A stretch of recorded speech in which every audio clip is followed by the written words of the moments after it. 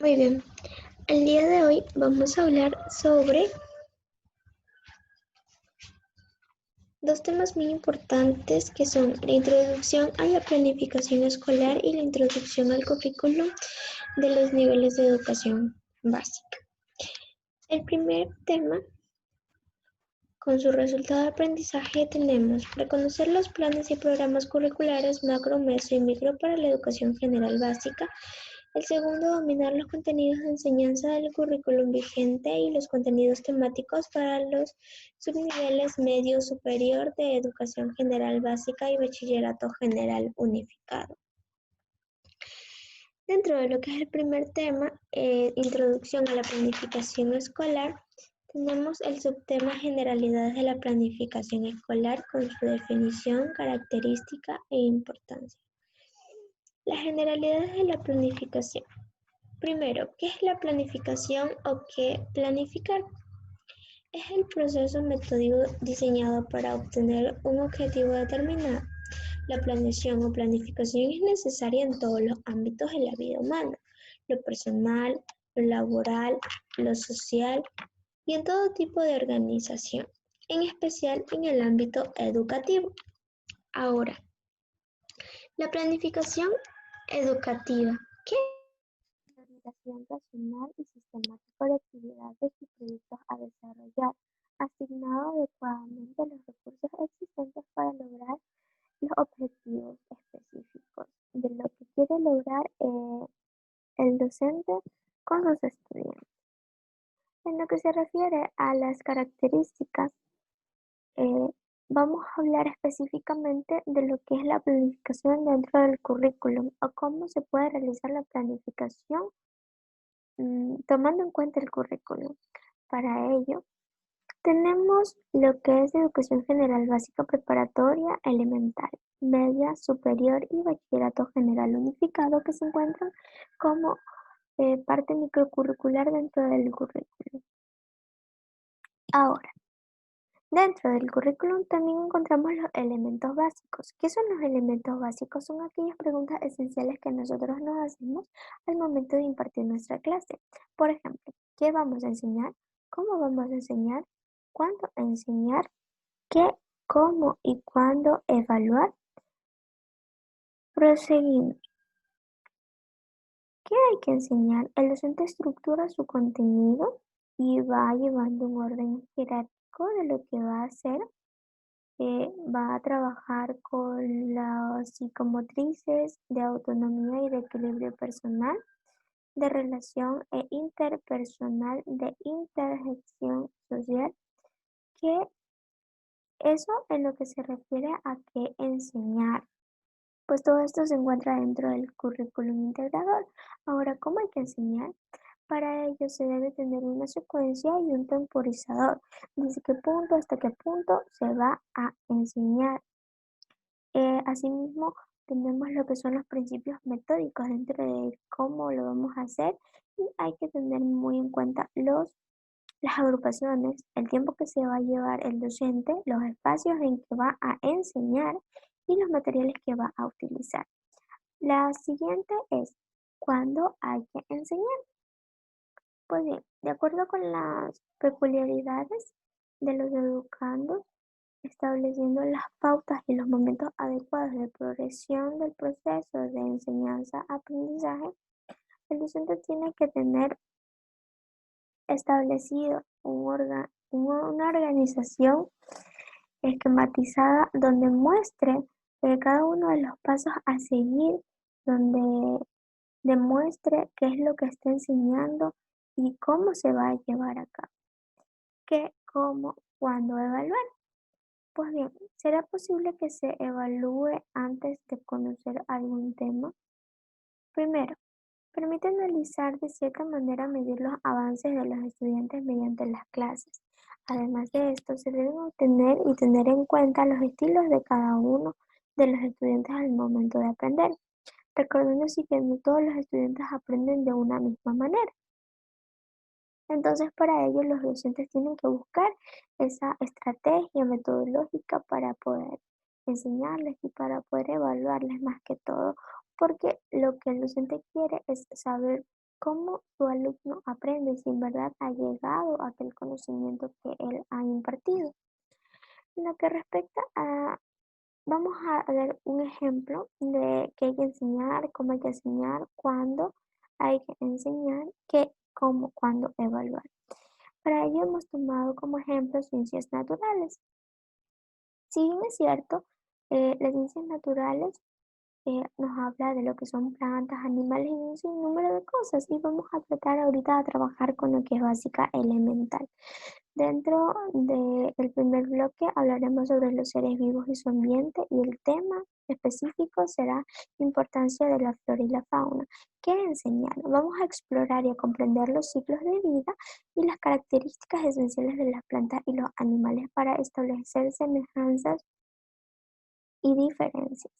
De la misma manera vamos a clasificarlos, las plantas en angiospermas y gimnospermas y los animales en vertebrados e invertebrados, respectivamente, y relacionarlos con su hábitat, dónde pertenecen, para qué sirven, qué hacen, ese tipo de cosas. Ahora, vamos a seguir explorando y a seguir descubriendo y a discutir más que todo las clases de hábitat a los que pertenecen cada uno de ellos, las reacciones de los seres vivos cuando los hábitats naturales cambian, las amenazas que causan su degradación y establecer más que todo la toma de decisiones pertinentes, así como refleja la flora y la fauna en el medio ambiente y de las funciones que cumple dentro de la misma.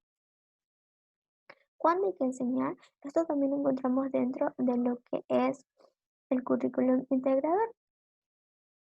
Se enseña llevando un orden. Pues aquí tenemos, vamos a primero a enseñar qué es la fauna, cómo se refleja y cuál es su función. ¿Qué es la flora, cómo se refleja y cuál es su función? De la misma manera, cómo se relaciona la flora y la fauna, además de la importancia de la flora y la fauna, la situación actual entre ambas y las causantes del deterioro de las mismas. ¿Cómo hay que enseñar? Pues bien, en esta parte tiene que ver mucho la acción docente. En este caso, nosotros podemos enseñarle a los estudiantes por medio de gráficos, por medio de videos, por medio de imágenes o también palpando directamente zonas verdes. Como estamos hablando de la flora y la fauna, no está nada mal mostrar un parque ecológico y viéndoles a ellos mismos cómo los relacionan y cómo los van caracterizando. Ahora, ¿qué voy a evaluar y cómo lo voy a evaluar? Primero, lo que vamos a evaluar es aquella percepción que cada alumno tiene con respecto a la flora y la fauna, los conceptos básicos de la flora y la fauna, las funciones de la flora y la fauna y la importancia de la flora y la fauna. Pero, ¿cómo voy a evaluar? Vamos a evaluar con preguntas abiertas para que todos participen. También podemos traer expositores que ellos mismos puedan y que ellos mismos logren más que todo demostrar lo que han aprendido por medio de las exposiciones. Ahora vamos a hablar sobre los niveles de concreción curricular. Tenemos tres niveles. El primero es el macrocurricular, mesocurricular y microcurricular. En el macrocurricular se basa en lo que el Ministerio de Educación eh, propone. El mesocurricular, lo que la institución propone. Y el microcurricular, lo que se va a llevar a cabo dentro del aula. Siguiendo con los enfoques de gestión escolar, hablaremos de uno súper importante, el cual es los enfoques de gestión basada en el liderazgo pedagógico. Y esto hay que tomar muy en cuenta porque tiene que ver mucho el accionar docente. Una dirección centrada en el aprendizaje se relaciona con todo aquel conjunto de actividades que tiene que ver con la mejora de los procesos de enseñanza y aprendizaje que llevan a cabo a docentes y estudiantes. El liderazgo pedagógico concierne a la labor transformadora, pues no se limita a trabajar en las condiciones existentes o con metas dadas, sino que busca irlas cambiando para que mejoren la educación y la práctica docente en el según la ENWO 2009. Pues bien, ¿qué busca el enfoque de gestión basado en el liderazgo pedagógico? Busca que el docente transforme las capacidades de los estudiantes, busca que sean investigativos, que sean partícipes, que vayan más allá de lo que han logrado aprender, que sean indagadores y más que todo que busquen la forma correcta o una nueva forma de aprender mediante los diferentes TICs, como hoy en día se las está relacionando. Otro de los enfoques muy importantes es la de gestión participativa.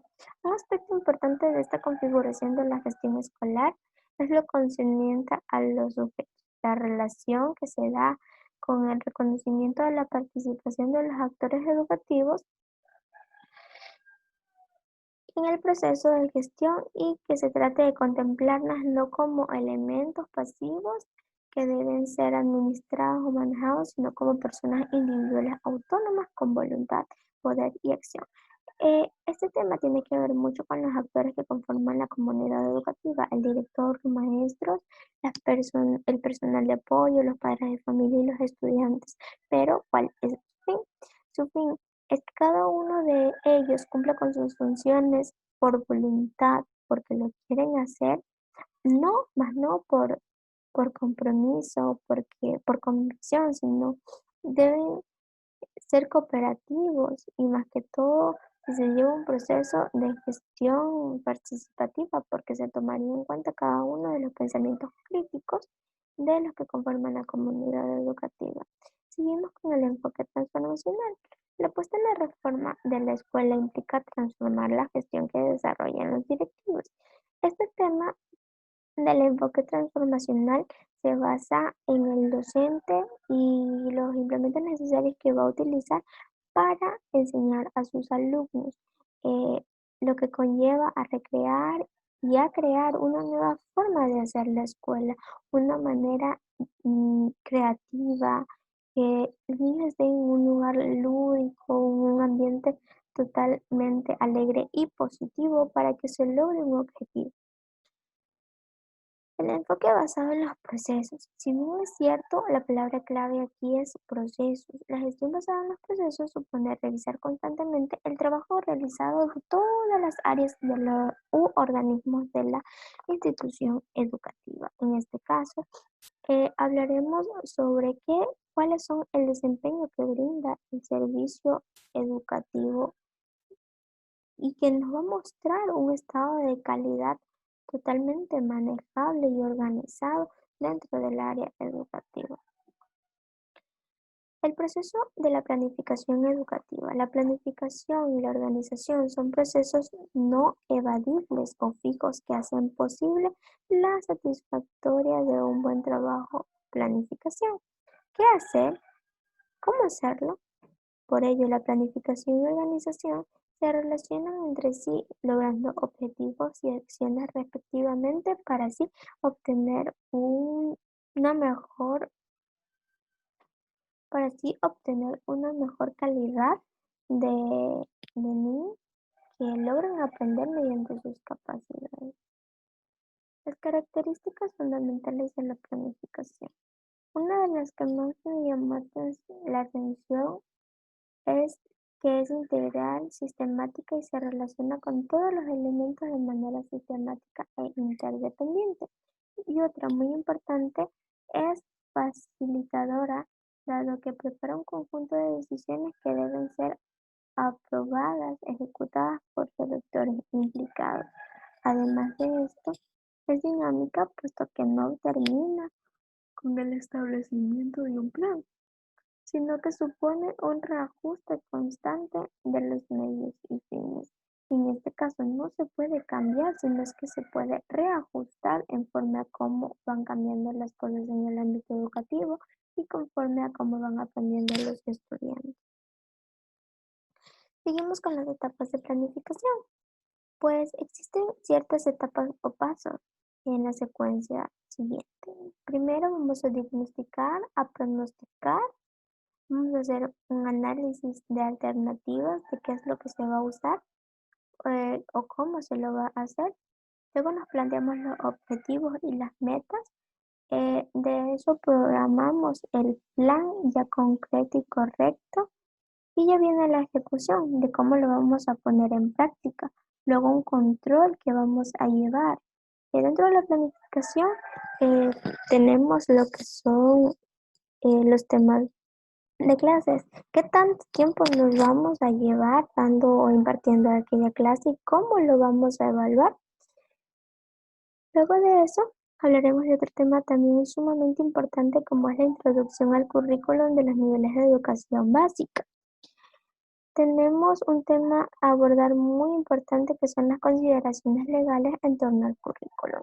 Y algo muy importante que nos dice la Constitución de la República en el 2008, en su artículo 26, es que la educación es un derecho de las personas a lo largo de su vida y un deber ineludible y, e inexcusable del Estado. Pues bien, hoy en día vivimos en una pandemia ¿y qué pasa con esto? Ha hecho que no nos podamos reunir en un aula de clases para aprender más con nuestros docentes, pero esto no ha sido el fin en el área de educación, sino es que más bien el gobierno ha implementado nuevas formas y estrategias para que todos puedan aprender y que este derecho no sea excluido. El currículum podrá ser complementado de acuerdo a las especificidades culturales y peculiaridades propias de la región o provincia, cantón o comunidad. Si nosotros tenemos un compañero indígena y viene hacia la costa, nosotros no podemos criticarlo, no podemos decirle no uses esa ropa, es prohibido en la institución educativa, eso no se puede hacer porque estamos corrompiendo sus derechos. Dentro de las reformas curriculares precedentes decimos que existen dos tipos de reformas. Tenemos la primera que es la reforma del currículo de educación general básica y la otra que es de bachillerato general unificado. En la primera tenemos aspectos importantes como lo que es que se dio lugar en 1996 y contamos con lineamientos curriculares para el tratamiento de las prioridades transversales del currículo, las destrezas fundamentales, los contenidos mínimos obligatorios para cada año que se debía impartir en ese tiempo y las recomendaciones metodológicas generales para cada área de estudio, qué es lo que tenían que hacer al momento de trabajar. Y pues como habíamos nombrado, el segundo es en cuanto al bachillerato general unificado que entró en vigor en el 2011, mediante el Acuerdo Ministerial 242-11. Este documento surgió con el propósito de brindarle a los estudiantes una formación acorde a su edad, pues esta fue una forma más organizada de impartir sus clases debido a que cada alumno de acuerdo a su edad iba a un solo nivel. Ahora, eh, una pedagogía crítica y muy importante que todos los docentes han dicho es que el estudiante es el protagonista del proceso de enseñanza-aprendizaje dentro del aula de clase.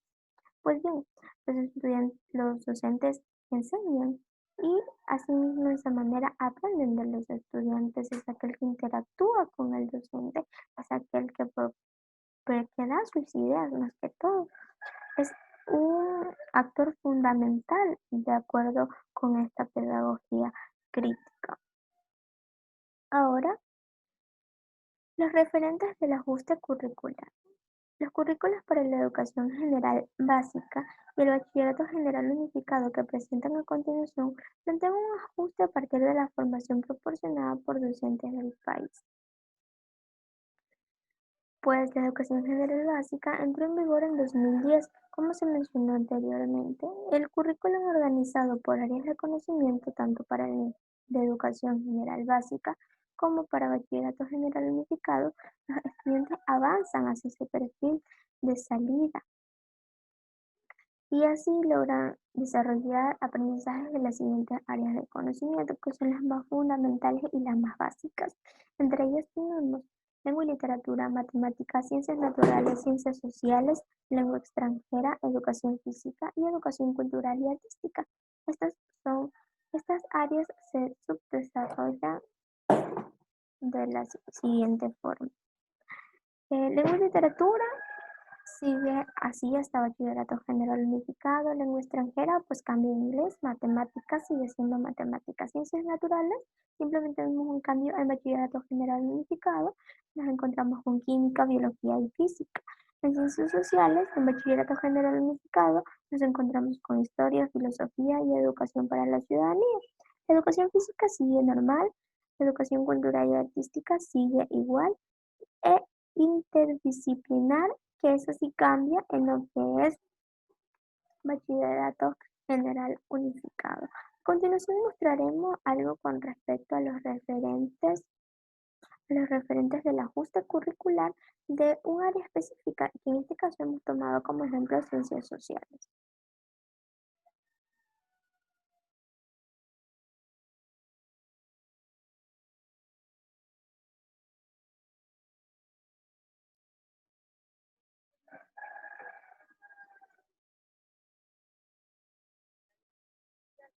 Existen dos currículos, uno de educación básica y otro de bachillerato general unificado. Se dieron con iniciativa de tener un nuevo currículo. El primer currículo surgió en el año 1900 con el propósito de crear nuevos lineamientos que cumplan destrezas y que éstas se basan por medio de años. En el año 2010 se creó una nueva actualización con el fin de que estos ya no se basen por medio de lineamientos, sino que más sea por medio de áreas. En cuanto al currículo de bachillerato general unificado, entra en vigor en el año 2011, mediante el Acuerdo Ministerial 242. Este documento dio con el propósito de brindar a los estudiantes una formación acorde a sus edades y así definir el conjunto de planes y programas por especializaciones para llenar la población de la oferta formativa del currículo vigente ahora de educación general básica, con el objetivo de brindar mejores herramientas para la diversidad. Las consideraciones legales se encuentran en el artículo 343, donde reconoce que el sujeto es el que aprende en el proceso educativo. En este mismo artículo se integra lo que es la visión intercultural, acorde con la diversidad geográfica, cultural, lingüística del país y de respeto a los derechos y a las comunidades de nacionalidad. Para cumplir esta reforma se elaboró una propuesta curricular en el año 2016, donde están las específicos criterios de desempeño en las cuales están estructuradas Los referentes de ajuste curricular. Pues bien, hemos mostrado los referentes del ajuste curricular en el área de estudios sociales. Ahora, seguimos abarcando temas importantes como lo son las características del ajuste curricular. ¿Cuáles son aquellas características del ajuste curricular? Pues bien, el bloque curricular agrupa y secuencia aprendizajes que pueden abarcar desde el primer año de educación general básica y que se va constituyendo en una división longitudinal en el área a lo largo de los estudios obligatorios de cada uno de los estudiantes. Con respecto a los elementos del currículum, los currículos de educación general básica y bachillerato general unificado se constituyen una propuesta de enseñanza obligatoria. Están conformadas por los siguientes elementos. Tenemos el perfil de salida, que lo vimos anteriormente, los objetivos integradores de los niveles, que constituyen una secuencia hacia lo largo del perfil de salida, y los objetivos generales de cada una de las áreas. Ahora, tenemos los principios para el desarrollo del currículum. Pues para implementar este enfoque es preciso el diseño de las tareas motivadoras que el docente aplica para sus estudiantes y que aporten de situaciones o problemas reales. En este caso, el docente debe enfocarse en aquellos estudiantes que carecen de recursos, y más que todo deben favorecerle aquellas tareas para que ellos no se queden atrás en su proceso de aprendizaje. Con respecto a las orientaciones metodológicas, los principios para el desarrollo del currículo se acaban de enunciar para incidir en las programaciones didácticas que elaboran las instituciones educativas para los niveles del alumnado. En este caso, las instituciones educativas desarrollan métodos que tengan en cuenta los diferentes ritmos de cada uno de los estudiantes. Con respecto al refuerzo académico y la acción tutorial, es importante, ya que está entre uno de los reglamentos de la LOE en el artículo 208, que los docentes tienen que darles tutorías y dar clases de refuerzo a cada uno de los alumnos. ¿Por qué? Porque no deben quedarse con ese vacío, porque el docente debe enseñar la misma asignatura a todos. Además de eso, está entre los regímenes que proporciona el currículum. Otra de las cosas es la carga horaria, que es el tiempo. ¿Qué tiempo se va a llevar dando clases a, a tal curso? Y pues todo depende de las asignaturas que éste imparte. Eso es todo, chicos, con respecto a lo que es planificación. La planificación se utiliza en todo momento y recuerden que es sustancial para cada uno de nosotros porque nos lleva a ser más organizados al momento de querer realizar algo.